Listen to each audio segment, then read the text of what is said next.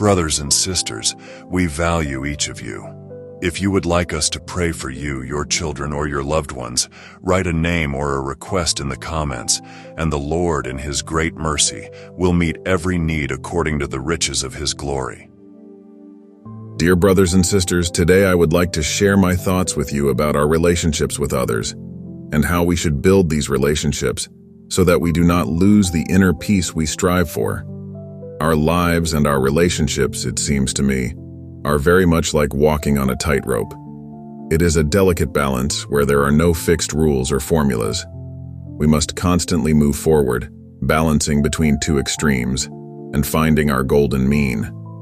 In everything, there must be moderation, and we should always remember that every action has its consequences. This understanding helps us realize how absurd the idea is that we sometimes hear, "Do good, and you will receive evil in return." No, my dear ones, this is not true. God created us in such a way that when we are filled with love and grace, we cannot help but share it with others.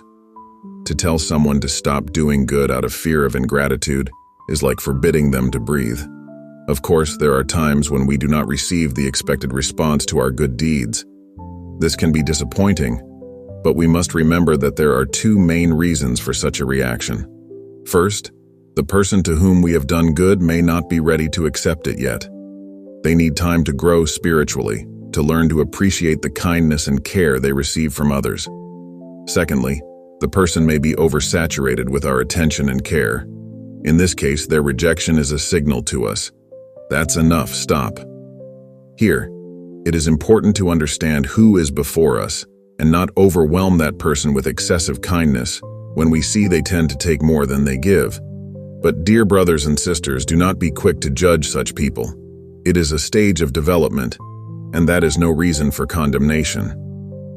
Each of us is walking our own path, and some need more time to learn to give rather than just take. That is why in such situations we should be guided by our inner feelings.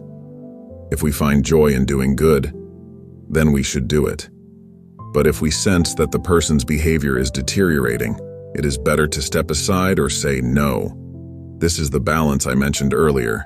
It is also important to listen to the voice of our soul, which always tells us what we should and should not do. We should never go against ourselves or bend to please someone else. Good deeds should bring joy and not feel like a burden, as if we owe something to someone. At the same time, we should pay attention to people's reactions.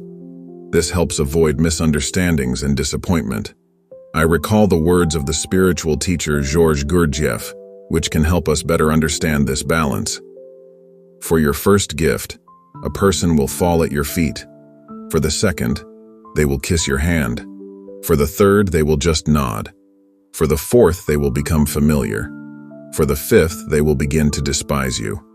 And for the sixth, they will accuse you of not giving enough. But this should not lead us to become distrustful or suspicious, for there is no joy in that. Simply show common sense and do not be afraid to say no when necessary. Strictness is also sometimes an expression of love. I wish you, dear brothers and sisters, many happy and joyful moments in your relationships with your loved ones. May your kindness be a source of joy for you and those around you.